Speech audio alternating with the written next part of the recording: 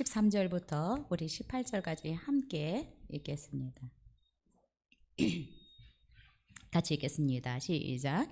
그러므로 하나님의 전신 갑주를 취하라. 이는 악한 날에 너희가 능히 대적하고 모든 일을 행한 후에 서기 위함이라. 그런즉 서서 진리로 너희 허리띠를 띠고 의에 호심경을 붙이고 평안의 복음이 준비한 것으로 신을 신고 모든 것 위에 믿음의 방패를 가지고 이로써 능히 악한 자의 모든 불화살을 소멸하고 구원의 투구와 성령의 검 곧 하나님의 말씀을 가지라. 모든 기도와 간구로 하되 항상 성령 안에서 기도하고 이를 위하여 깨어 구하기를 항상 힘쓰며 여러 성도를 위하여 구하라. 아멘. 네, 우리 계속적으로 이기는 자가 되려면 이라는 제목으로 말씀 나누고 오늘 8번째 전신갑주 2번째 시간입니다. 1967년에 이스라엘과 아랍연합과의 전쟁이 있었습니다. 아랍연합 그러면 이집트, 시리아, 요르단. 네, 그런데 이스라엘과 이 아랍연합의 전쟁이 6일 만에 이스라엘의 승리로 끝나버렸습니다. 이스라엘은 군사력이나 무기나 병력 모든 면에서 이 아랍연합군과 비교할 수 없을 만큼 열악한 상태였습니다. 그런데 여러분, 이스라엘은 이렇게 얘기를 했습니다. 우리는 공개할 수 없는 최신 무기를 가지고 있다. 우리는 최고의 무기를 가졌기 때문에 반드시 이길 것이다 라고 장담을 하였습니다. 자, 그러자 전 세계 군사 전문가들과 미국의 정보 당국은 그 비밀리에 이 정체가 무엇인가를 밝히기 위해 조사에 나섰습니다. 도대체 무슨 최신 무기가 있기에 이스라엘이 저렇게 큰 소리를 친단 말인가? 여러분, 우리가 아는 것처럼 이스라엘은 1948년에 건국했습니다. 그렇죠? 독립했습니다. 그런데 1967년에 전쟁이 일어나는데 이스라엘이 무슨 최첨단 무기가 있기에 저렇게 큰 소리를 치는가 무척 궁금했습니다. 자, 그런데 여러분, 어느 정보기관도 이스라엘이 가진 이 최신 무기가 무엇인지 그 실체를 밝히기도 전에 전쟁이 6일 만에 이스라엘의 승리로 끝나버렸습니다. 자, 전쟁 후에 밝혀진 이스라엘의 최신 무기가 무엇이었을까요? 여호와 하나님을 믿는 믿음이었다라고 이야기를 하고 있습니다. 실제적으로 여러분, 이 6일 전쟁은 인간의 생각으로 계산되지 않는 초자연적이고 미스테리한 사건의 연속이었다라고 합니다. 여러분, 정말 우리의 믿음이 이렇게 실제적인 전쟁에서도 역사하고 있다라는 것을 여러분 믿으십니까? 자, 우리 그리스도인들도 공중 권세 잡은 사단과 계속적으로 전쟁 가운데 있습니다. 자, 이 사단과의 전쟁을 하는 데 있어서 승리하기 위해서 하나님은 우리에게 힘을 길러라 라고 얘기를 하고 있습니다. 저는 요즘 이 힘을 길러라 라는 얘기를 참 많이 하고 있습니다. 내가 무언가를 사업을 하든 내가 공부를 하든 또 뭔가 목표를 가지고 하려고 한다면 여러분, 힘을 길러야 합니다. 육체적인 힘도 말입니다. 그래서 저도 아주 열심히는 아니지만 운동을 하고 있어요. 힘을 기르기 위해서.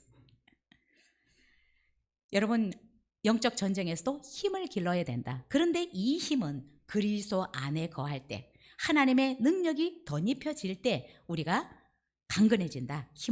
힘이 길러진다라고 성경은 이야기하였습니다.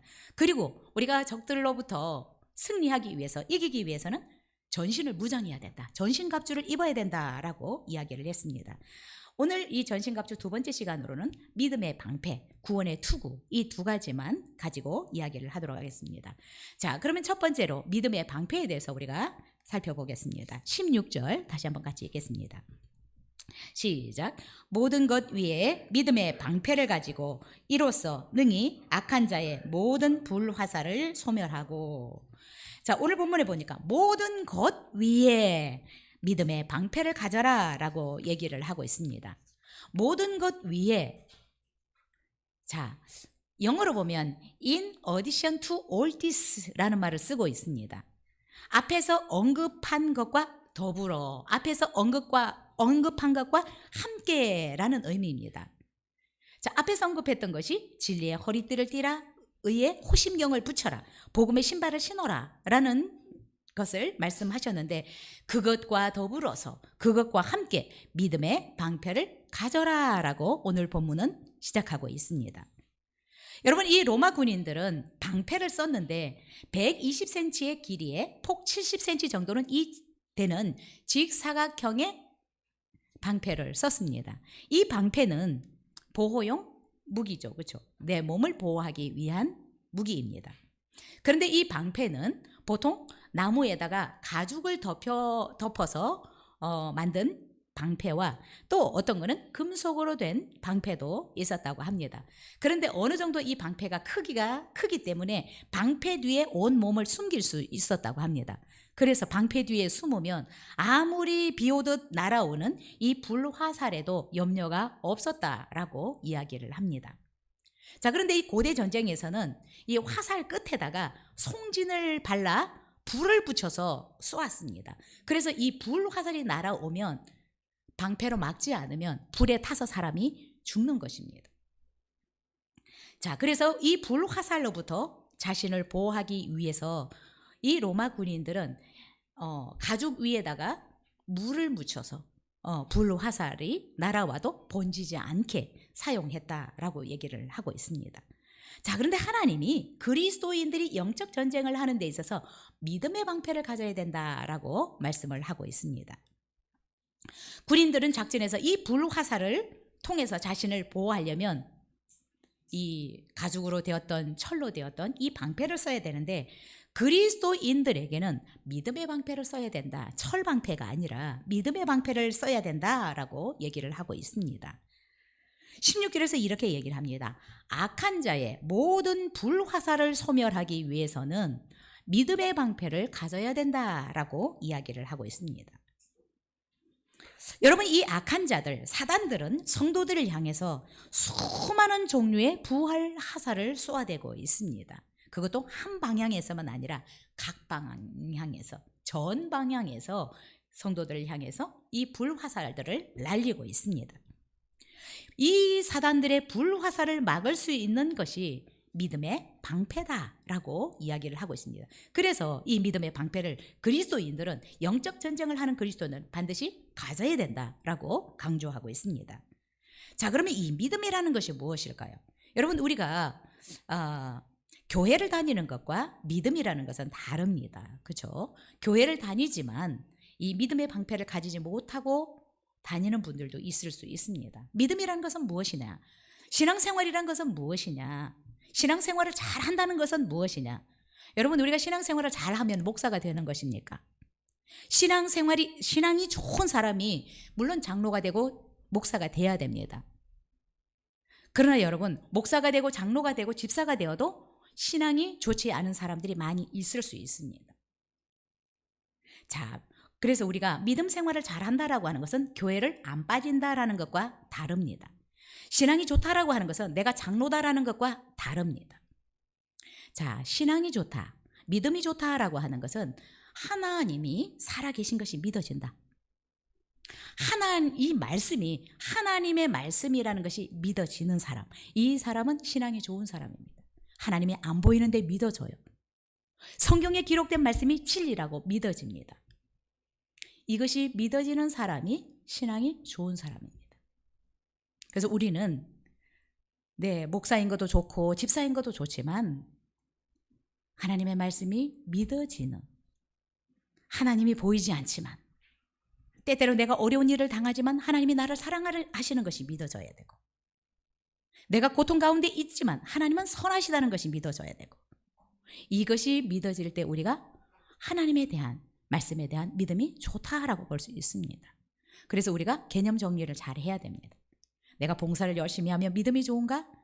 아니요. 하나님이 보실 때는 믿음이 좋지 않은 사람들이 많아요. 사람의 눈에는 믿음이 좋을 수 있지만 하나님이 보시는 측면에서는 믿음이 없는, 예수님의 제자들에게도 말씀하셨습니다. 왜 이렇게 믿음이 없느냐? 우리도 똑같은 상황일 수도 있습니다. 그래서 우리는 믿음을 만들어야 합니다.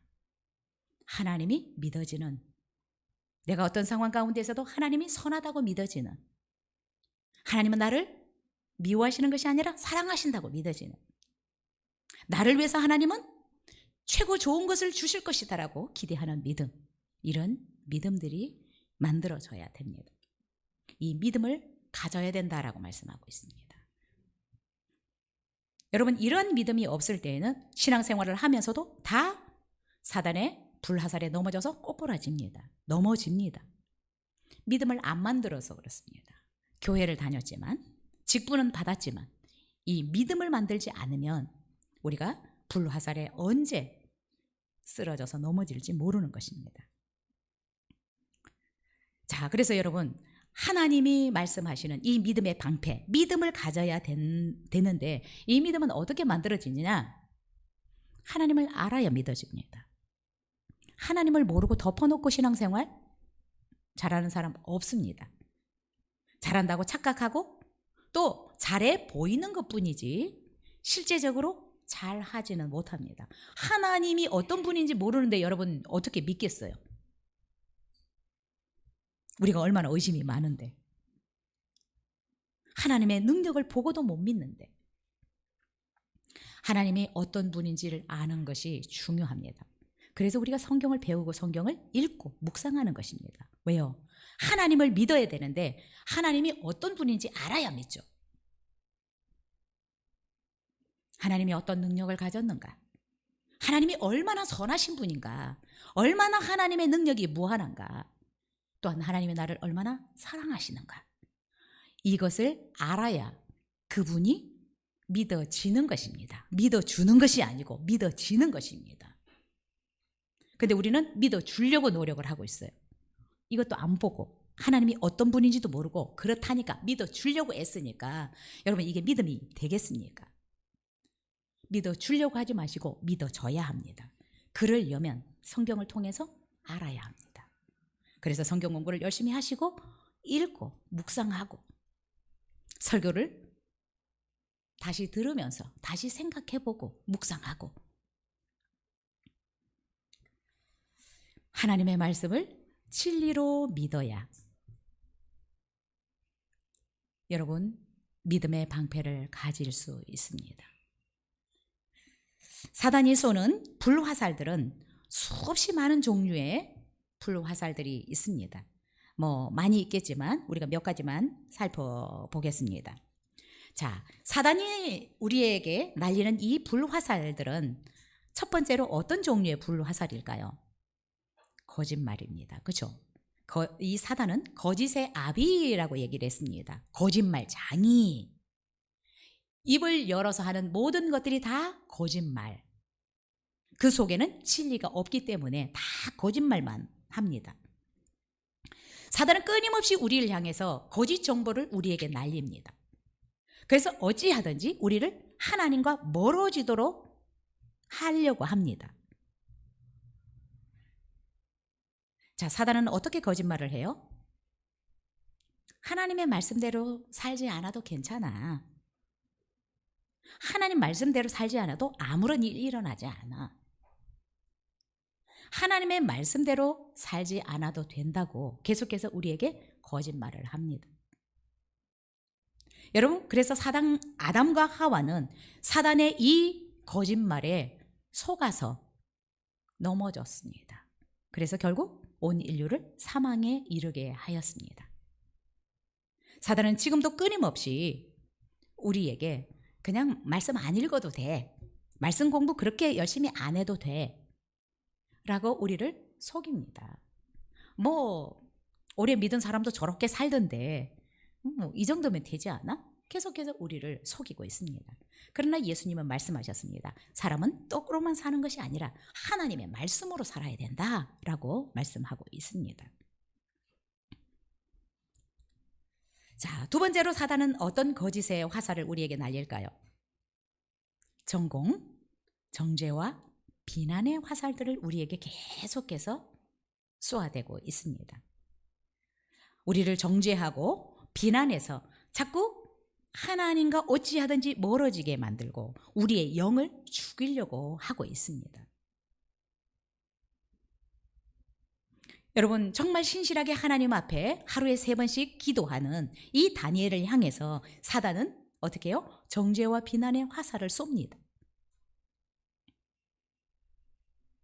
여러분, 이럴 때 우리는 어떻게 하겠습니까? 내 안에 하나님을 향한 믿음, 이 말씀에 대한 믿음이 있으면 이런 정죄와 비난의 화살들이 날아올 때 우리는 그 일을 계속해서 할 수 있습니다.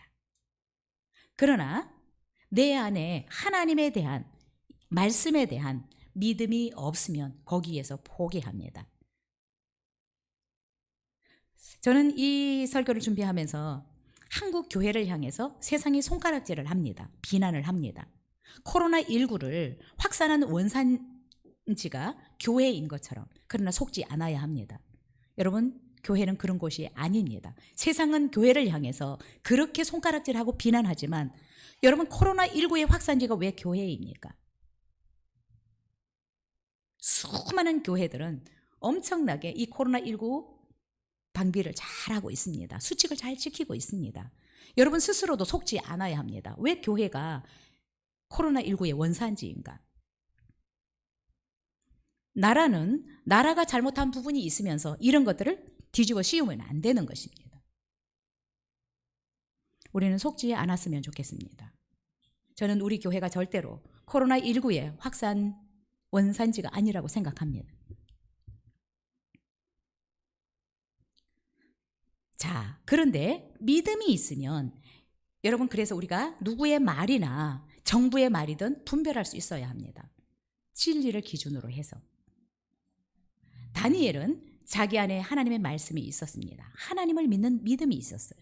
그래서 기도한다고 비난하고 손가락질하고 어떻게 하든지 그 자리에서 끌어내리려고 모함하는 사람들 앞에서 그 비난을 뭘로 막아요? 믿음으로 막습니다. 계속적으로 하나님의 말씀을 믿고 기도하는 것입니다. 그것도 하루에 3번씩 창을 열어놓고. 근데 여러분, 우리가 기억해야 할 것은 비난과 정죄와 손가락질, 우리를 끌어내리기 위해서, 하나님과 멀어지도록 하기 위해서 이런 비난과 정죄들이 올 때에도 내 안에 말씀이 있으면 그 일을 계속해서 할 수 있을 뿐만 아니라 이 믿음을 통해서 엄청난 기적의 역사를 경험한다라는 것입니다. 포로 중에도 다니엘은 제2인자가 되는 축복을 경험합니다. 믿음을 가질 수 있기를 바랍니다. 뭐에 대한 믿음? 나에 대한 믿음이 아니라 말씀에 대한 믿음입니다. 3번째로 사단은 어떤 상황에서 염려와 걱정, 두려움의 화살을 계속해서 우리에게 날리고 있습니다. 불안하게 만듭니다. 의심하게 만듭니다. 하나님의 약속을 의심하게 만들고 하나님이 하실 일을 믿지 못하게 우리에게 계속 염려와 두려움과 걱정을 줍니다. 여러분, 우리가 신앙생활을 하면서도 하나님의 살아계신 역사들을 많이 경험했습니다. 그죠? 그런데도 사단들은 계속해서 우리를 그 하나님의 역사가 있었는데도 불구하고 하나님을 믿지 못하게, 하나님이 앞으로 내게 하실 일들을 기대하지 못하게 우리에게 의심을 주고 염려와 두려움과 걱정을 자꾸 갖다 주는 것입니다. 자, 여호수아는 어떻습니까? 하나님께서 행하시는 놀라운 일들을 보았습니다. 홍해가 갈라지는 것을 보았습니다. 만나와 메추라기를 통해서 40년 동안 광야에서 굶어 죽지 않았던 것을 보았습니다. 그런데 이 여호수아에는 엄청난 두려움이 있었습니다. 왜 두려웠을까요? 하나님을 못 믿으니까. 하나님이 약속하신 것을 정말로 이행하실까? 나는 아무런 능력이 없는 것 같은데 하나님이 나를 도와주실까? 여러분, 계속적으로 사단은 우리의 어떤 육신적인 모습만 보게 해요. 그래서 결국 하나님을 기대하지도 못하게 만듭니다. 불신하게 만듭니다. 하나님이 나를 통해서 하실 것이다, 하나님은 놀라운 기적을 행하실 것이다 라는 것을 믿지 못하게 합니다. 기대하지 못하게 합니다. 여러분, 하나님을 기대하셔야 합니다. 나는 그냥 이 정도면 괜찮아.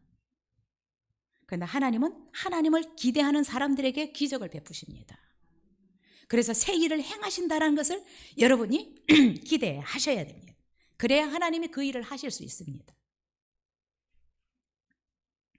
그런데 사단은 계속적으로 기대하지 못하게 합니다. 오히려 하나님이 약속하셨는데도 불구하고 그 약속의 말씀을 믿지 못하도록 의심하게 만듭니다. 진짜 하나님이 나를 위해서 이렇게 해주실까? 나를 도와주실까? 나를 통해서 이스라엘 백성을 가나안에 끌고 가게, 인도해 가게 하실까? 이런 엄청난 두려움을 여호수아 안에 넣어주는 것입니다. 우리 안에도 마찬가지로. 이런 코로나 가운데서 우리 교회를 지켜주실까? 월세는 제대로 낼 수 있을까? 그러나 기대하십시오. 더 놀라운 일들을 행하실 것을.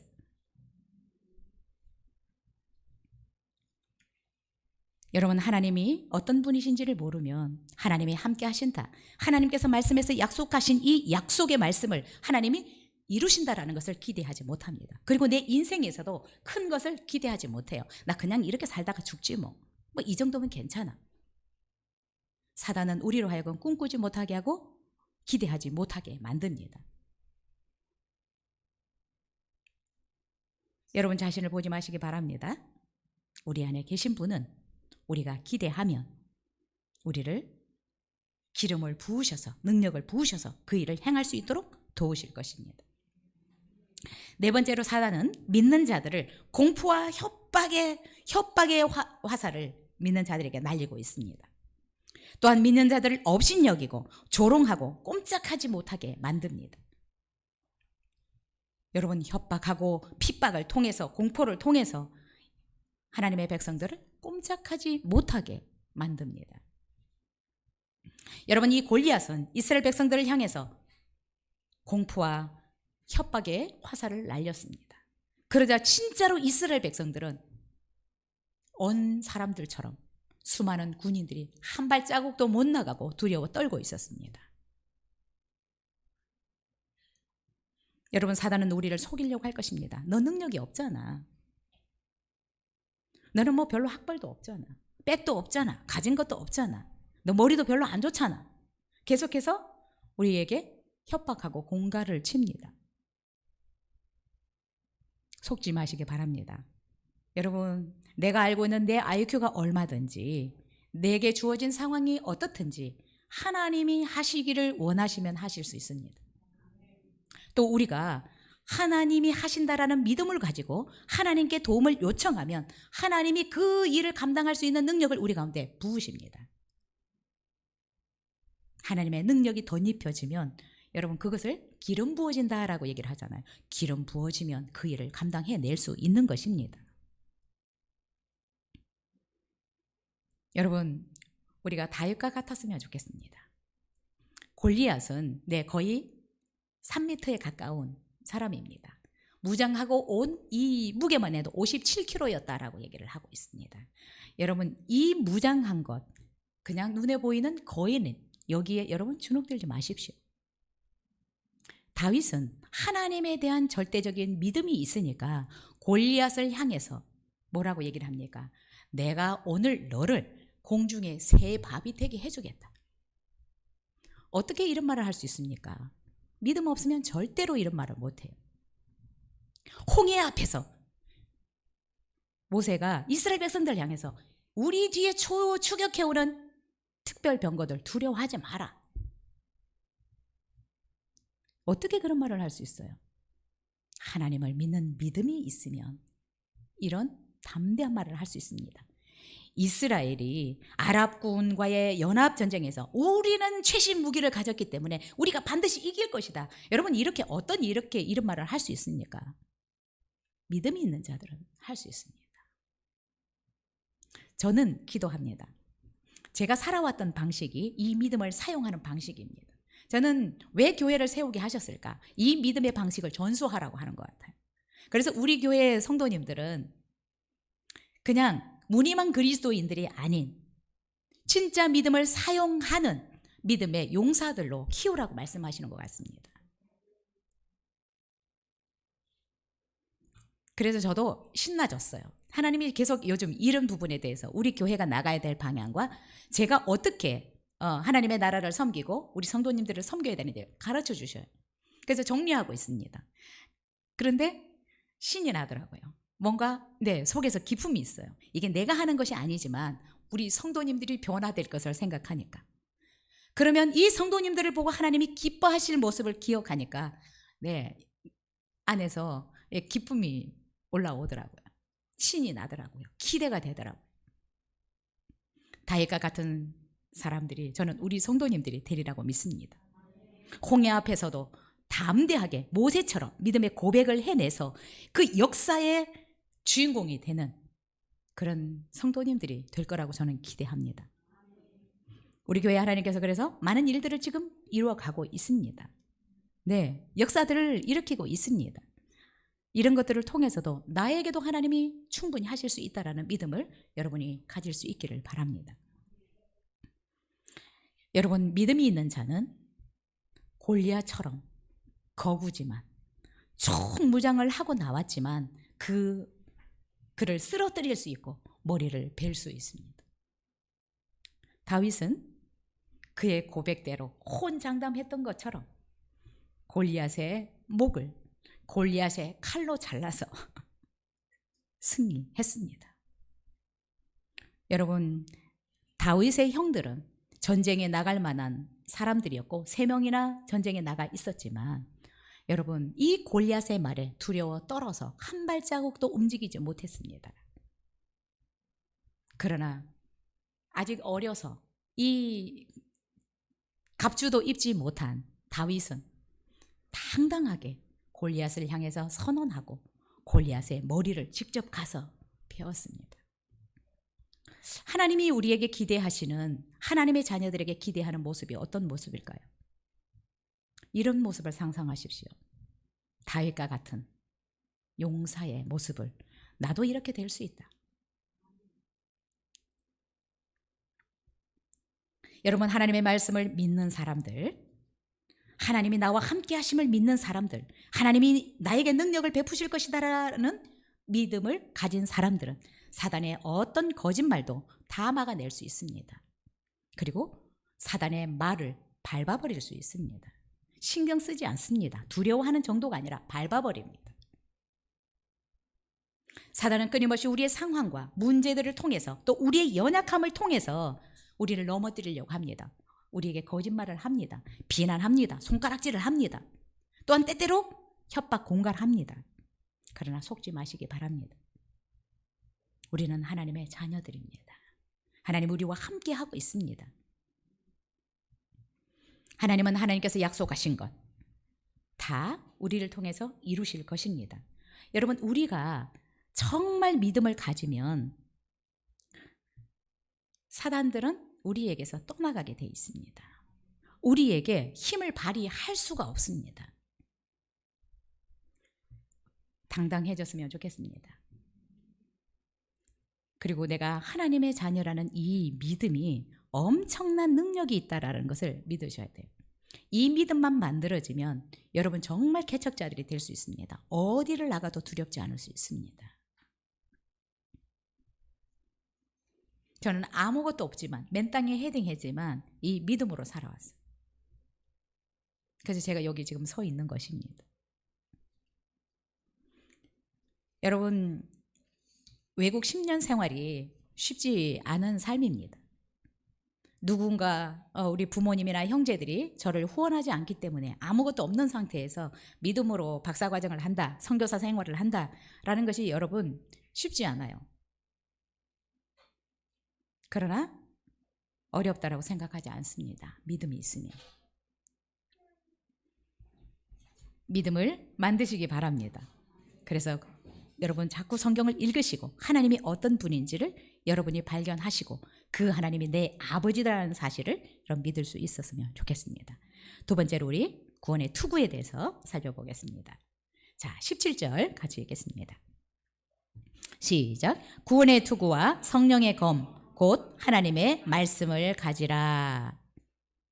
자, 이 투구는 전쟁에서 병사들이 머리 부분을 보호하기 위해서 착용하는 방어용 전투 장비입니다. 자, 이 머리는 심장만큼 중요한 부분입니다. 그래서 이 로마 군인들은 싸움에 나갈 때는 반드시 청동이나 철로 된 이 철모를 썼습니다. 단단한 금속으로 만든 투구였습니다. 그래서 머리를 향해서 날아오는 웬만한 공격은 다 막아낼 수 있었습니다.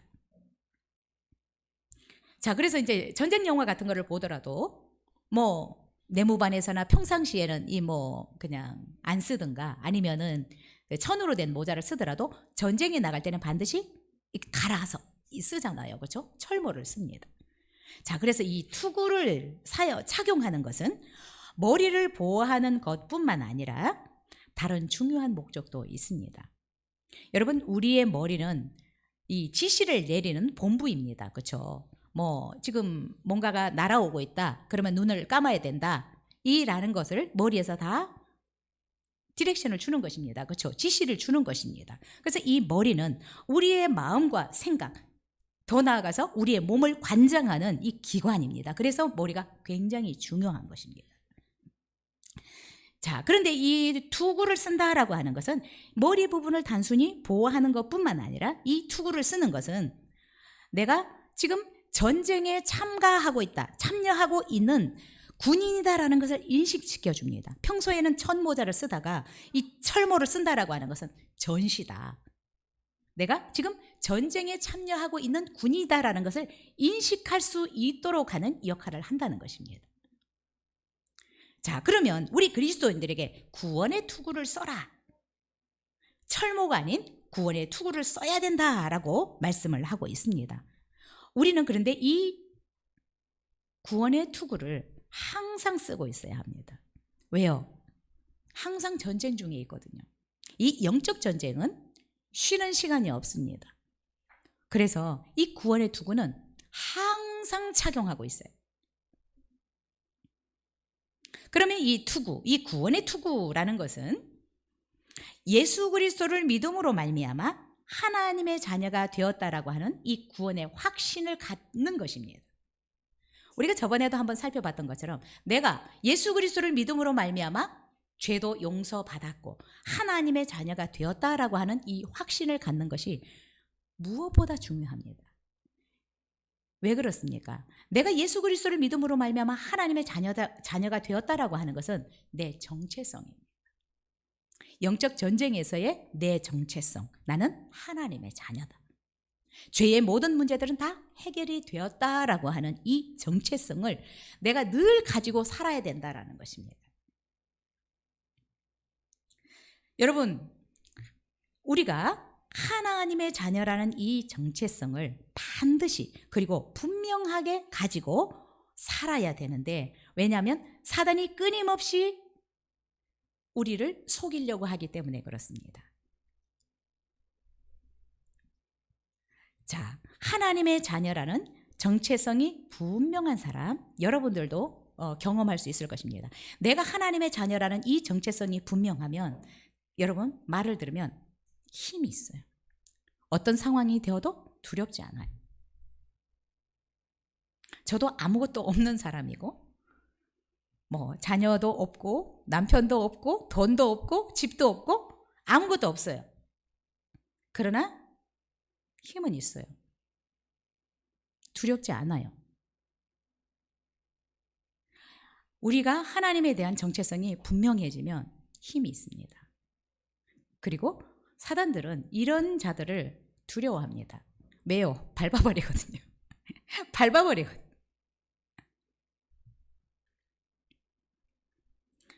그리고 이 정체성이 분명하면, 하나님의 자녀라는 이 정체성이 분명한 성도들은 자신들에게 주어진, 하나님의 자녀들에게 주어진 권세와 능력이 어떤지를 알아요. 그리고 이것을 사용할 줄 압니다. 우리 성도님들은 이제 내가 하나님의 자녀라는 정체성을 가지는 것뿐만 아니라 자녀들에게 주어진 이 권세와 능력들을 사용할 줄 알아야 합니다. 그러면 우리 성도님은 정말 일당 100, 일당 1000을 감당할 수 있을 것이라고 믿습니다. 세상이 감당치 못하는 삶을 살아낼 수 있을 것이라고 믿습니다. 그래서 여러분, 내가 목사다, 내가 집사다 라고 하는 것보다 더 중요한 것은 내가 하나님의 자녀라는 이 정체성을 잊어버리면 안 됩니다. 교회에서 이 중요성, 내가 하나님의 자녀라는 정체성의 중요성, 이것을 더 강조해야 합니다. 여러분, 사실 목사라는 이 직분은 이 직을 위한 것이지 하나님의 나라 가는 데는 아무런 상관이 없습니다. 내가 목사가 아니어도 하나님의 말씀대로 살면 하나님 앞에 섰을 때 잘했다 칭찬받을 수 있어요. 이 목사로 가는 것이 아닙니다. 그래서 이거를 계급처럼 생각하면 안 되는 거예요. 내가 하나님의 자녀라는 자부심을 가지고 살아야 사단이 우리를 함부로 못 건드려요. 그런데 이 자부심이 없으면서 자기가 하나님의 자녀라는 이 정체성이 분명하지 않은 직분을 가진 자들은 엄청나게 시끄러워요. 그리고 때때로 너무 안타깝지만 사단이 사용하는 도구들이 될 수도 있습니다. 그래서 막 싸움질을 하고 막 분열을 일으키고 조심해야 된다는 것입니다. 교회의 편리상 이런 목사다, 집사다 이런 직분을 주지만 여러분, 이것 저는 그렇게 중요하다라고 생각 안 듭니다. 더 중요한 것은 내가 하나님의 자녀라는 이 자부심을 가지고 살아야 돼요. 저는 목사라는 자부심, 박사라는 자부심을 가지고 살지 않아요. 이게 다 내려놨어요. 내가 어디든지 하나님의 자녀다. 그래서 미국에 살아도 안 두려운 것입니다. 여러분, 성경은 예수 그리스도를 구주로 믿는 자들은 온 우주 만물을 창조하신 하나님의 자녀다라고 말씀하고 있는데, 안타까운 것은 이것을 너무 그냥 이론적으로만 알고 있다라는 것입니다. 자녀라고 생각을 하는데 실제적인 삶에서를 보면 하나님의 자녀답게 당당하지 않아요. 늘 주눅 들어 있고 두려워 떨고 있고 누가 말 한마디 해도 휘청거리고,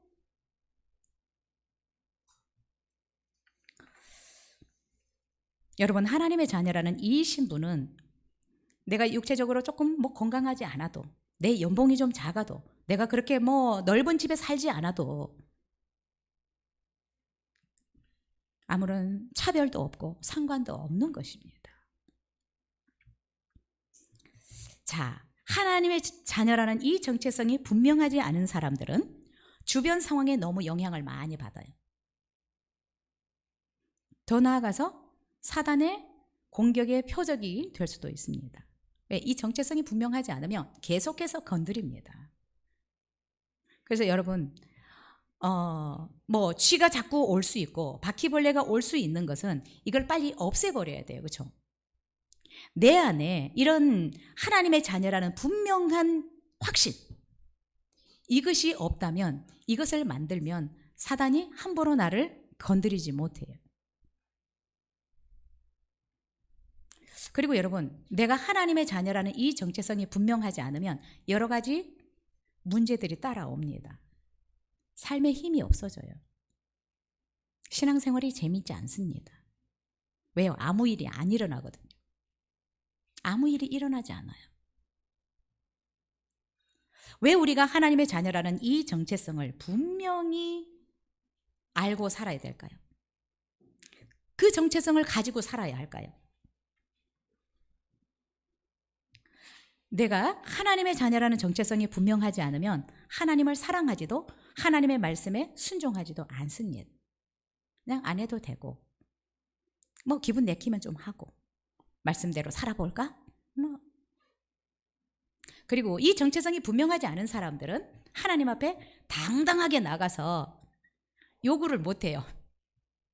하나님, 저 며칠까지 학비 내야 됩니다. 언제까지? 일주일 전까지 주셔야 됩니다. 이렇게 당당하지 못해요. 왜? 내가 하나님의 자녀라는 분명한 확신도 없는데 그렇게 당당하게 가서 청구서를 내밀면서 아빠 아시죠? 언제까지 주셔야 됩니다. 못한다는 거예요. 이스라엘 백성을 생각해 볼까요? 이스라엘 백성은 우리가 지난 시간에 배웠던 것처럼 하나님과 언약을 맺은 백성이었습니다. 그렇죠? 그런데 이스라엘 백성들을 보면 자기가 형식적으로 하나님과 언약을 맺기는 했는데 어떻게 해요? 하나님의 말씀대로 안 살아요. 그리고 하나님께 도움을 요청하러 가지 않고 이웃나라, 힘이 있어 보이는 애굽에게 선물 싸들고 도움을 요청하러 가는 것입니다. 이 꼴이 나는 것입니다. 자기가 누구인지를 몰라요. 내가 하나님의 언약 백성이다. 내가 하나님의 자녀라는 이 정체성이 없으니까 하나님이 아닌 우상에게 달려가고 이웃나라, 힘 있어 보이는 애굽을 향해서 선물 싸들고 갑니다. 여러분 얼마나 어리석어요. 자기를 모르면 이렇게 살아갈 수밖에 없습니다. 우리가 하나님의 자녀라는 이 정체성이 없으면 우리가 이렇게 살아간다니까요.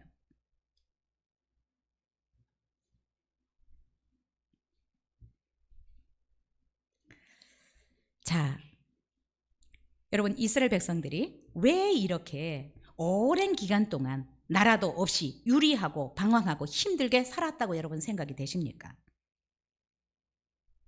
하나님의 언약 백성이라는 이 정체성을 잃고 살아서 그렇습니다. 하나님의 백성들이, 하나님의 자녀들이 왜 세상에서 이리 치고 저리 치고 왜 그렇게 힘들게 살아가고 있습니까? 내 정체성을 잃어버리고 살아서 그래요. 내가 누구인지를 모르고 살아서 그렇다는 거예요. 여러분 내 정체성이 분명하지 않으면 어떻게 살까요? 하나님의 말씀에 순종하지 않고 삽니다. 내 소견에 오른 대로, 사사시대처럼 내 소견에 오른 대로, 내 감정 가는 대로. 자, 이렇게 내 소견에 오른 대로 살면 어떻게 될까요? 늘 하나님의 말씀에 불순종해서 내 소견에 오른 대로 살아가면 어떻게 될까요? 복을 받을 수가 없어요. 그렇죠? 하나님의 이 축복은, 구원은 믿음으로 받지만 복은 순종을 통해서 받습니다. 이스라엘 백성들이 왜 오랜 기간 이렇게 포로 생활을 합니까? 왜 나라 없이 이렇게 유리하며 방황하면서 살았습니까? 왜 이렇게 고생을 했습니까? 우리는 봐야 합니다. 알아야 합니다. 왜 그렇게 살았는지. 하나님의 말씀에 불순종해서 그렇습니다. 다니엘은 알았습니다. 내가 왜 포로로 끌려왔는지를. 우리 조상들이 하나님의 말씀에 불순종한 결과 내가 지금 포로로 끌려왔다. 그렇지만 나는 이 포로 중에서도 내가 하나님의 말씀대로 살겠다. 그 결단을 하는 것입니다. 왜요? 원인을 알기 때문에. 여러분 하나님의 자녀라는, 하나님과 언약 백성이라는, 하나님의 언약 백성이라는, 내가 예수님을 믿음으로 하나님의 자녀가 되었다는 이 정체성이 분명하지 않으면 하나님을 사랑할 수도, 하나님의 말씀대로 살 수도 없습니다. 여러분 하나님의 말씀대로 살지 않으면 복을 받을 수 없습니다. 그러면 어떻게 해요? 삶이 고달프고 힘들 수밖에 없다는 것입니다. 삶이 고달프고 힘들고 또 그래서 상황이 두려울 수밖에 없는 것입니다. 여러분 우리가 우리의 정체성을 이렇게 잃어버리고 살면 탕자처럼 살아가는 것입니다. 사실 그죠? 우리는 탕자를 너무 잘 알아요. 우리의 정체성을 잃어버리고 살면 탕자처럼 살 수밖에 없는 것입니다. 세상에서 쥐엄 열매도 먹을 것이 없는. 그런데 여러분 내가 누구인지를 분명하게 알고 살아가는 사람들은 삶이 흐트러지지를 않아요. 자, 바벨론으로 포로로 끌려갔지만 다니엘은 그곳에서도 내가 언약 백성이다 라는 것을 잊지 않고 살아갑니다. 요셉이 보디발의 집에 종으로 팔려갔지만 자기가 하나님의 백성이라는 이 의식을 잃어버리지 않고 살아갑니다. 내가 하나님 앞에서 범죄하지 않겠다. 그래서 여러분 소망이 있는 것은 우리가 내가 지금 처한 상황이 어떠하든지, 여기가 감옥이든 여기가 보디발의 집이든 아니면 여기가 지금 바벨론의 포로 신세든, 내가 누구인지를 알고 그곳에서 내 정체성을 따라서 말씀을 순종하면서 살아가면 이들의 역사는 바뀌어집니다. 상황이 이런데 아무렇게나 살지. 바벨론의 포로로 끌려갔던 다니엘은 제2인자가 됩니다. 종으로 팔렸던 요셉은 이집트의 국무총리가 되었습니다. 이들에게만 이런 일이 일어날까요? 말씀에 약속하신 대로, 말씀대로 사는 자들에게는 세계 모든 민족 위에 뛰어나게 하실 것이라고 말씀하셨습니다. 여러분, 그래서 내가 하나님의 자녀라는 자부심 가지고 사는 것이 이렇게 중요합니다. 내가 하나님의 자녀라는 분명한 정체성을 가지고 살아가는 것이 이렇게 중요합니다. 여러분, 우리가 세상에서 여러 가지 일들을 할 수 있습니다. 때때로 내가 청소하는 일을 할 수도 있고, 내가 어디에서 설거지를 할 수도 있고, 내가 어디서 막노동을 할 수도 있어요. 그러나 여러분이 잊지 말아야 될 것은 내가 이곳에서 하나님의 아들로, 하나님의 딸로 살아가야 된다는 것을 잊어서는 안 됩니다. 여러분, 우리가 이 세상에서 어떤 직함들, 회장이다, CEO다, 네, 이런 것들을 부러워할 수 있지만 내가 하나님의 자녀라는 이 정체성이 분명해지면 그게 그렇게 부럽지 않아요. 왜요? 어떤 것이 가치 있는지를 알기 때문에. 하나님 앞에 섰을 때 계산이 되는 삶이 어떤 것인지를 알기 때문에 그렇습니다. 우리가 하나님의 자녀가 되었다라는 것을 자랑스럽게 여길 수 있었으면 좋겠습니다. 부끄러워하지 않았으면 좋겠습니다. 당당하게 여러분이 하나님의 자녀라는 것을 여러분이 간 그곳에서 알리고 그곳에서 하나님의 자녀로 살 수 있었으면 좋겠습니다. 다니엘처럼, 요셉처럼 내가 하나님 앞에서 어떻게 득죄할 수 있습니까? 이렇게 살아가는 사람들은 사단이 넘어뜨릴 수가 없습니다.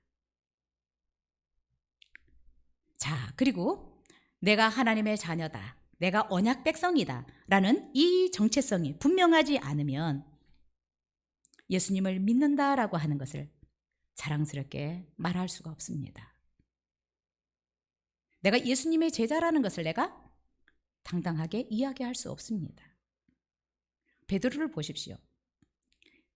예수님의 어쩌면 수제자로서 3년 동안 예수님을 따라다니면서 예수님이 행하신 수많은 기적들을 보았습니다.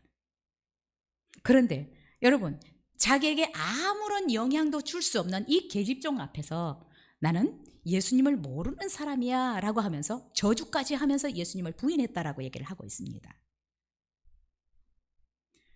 베드로 안에는 예수님의 제자라는 이 정체성이 분명히 서지 않았어요. 그렇기 때문에 예수님의 제자라는 이것이 그 순간에는 부끄러웠어요. 자랑스럽지 않았습니다. 가룟 유다는 어떻습니까? 3년 동안 예수님을 따라다니면서 배웠어요. 떡도 얻어먹었어요.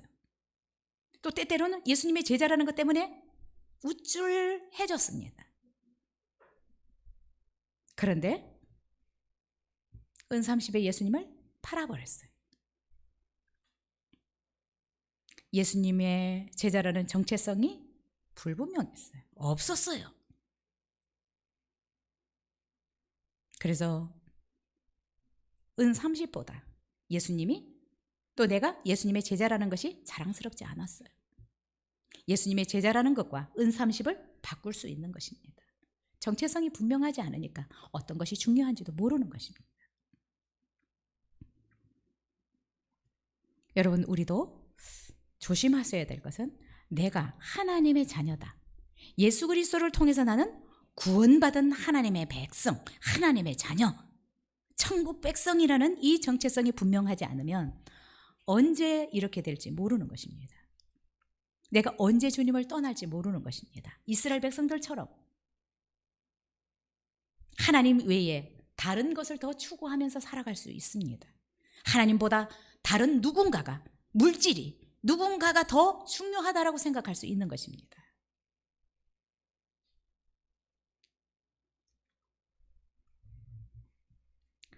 여러분은 내가 하나님의 자녀다라는 것이 자랑스럽습니까? 이 구원의 투구를 항상 벗지 마시기 바랍니다. 어디를 가든, 직장에 가도 교회에 딱 벗어놓고 나갈 때 벗어놓고 나가지 마시고 쓰고 다니시고, 어디를 가든지 내가 하나님의 자녀다라는 이 정체성을 가지고 살아간다면 여러분이 더욱더 빛날 것입니다. 그리고 여러분의 삶이 더욱더 분명해질 것입니다. 그리고 여러분의 삶은 저는 탁월해질 것이라고 믿습니다. 그리고 여러분의 삶은 더 풍성해질 것이고 영적 강한 용사로서 하나님의 나라를 향해서 멋지게 쓰임받을 수 있을 것이라고 믿습니다. 저는 하나님께서 계속해서 이렇게 마음을 주신 것처럼, 저를 키웠던 것처럼 믿음으로 살아가는 우리 성도님들로 키우고 싶습니다. 제가 키우는 것은 아니지만 하나님이 너 잘하는 거 있잖아, 너가 훈련받은 거 있잖아. 저는 아무것도 없어도 하나님을 믿는 믿음으로 살아가는 것을 지금까지 배워왔어요. 아무것도 없지만 내세울 것도 가진 것도 아무것도 없지만 내가 기죽지 않고 당당하게 살아올 수 있는 것, 내가 하나님의 자녀다, 이 천지 만물을 창조하신 하나님이 내 아빠다라는 자부심으로 살아왔어요. 저는 우리 성도님들이 그런 자부심을 가지고 당당하게 살아갈 때 여러분의 삶이 더욱더 탁월해질 것이라고 믿고 풍성해질 것이라고 믿습니다. 여러분, 어디다 내놔도 하나님이 안심할 수 있는 영적 용사들로 쓰임받을 수 있게 되기를 축복합니다. 기도하겠습니다.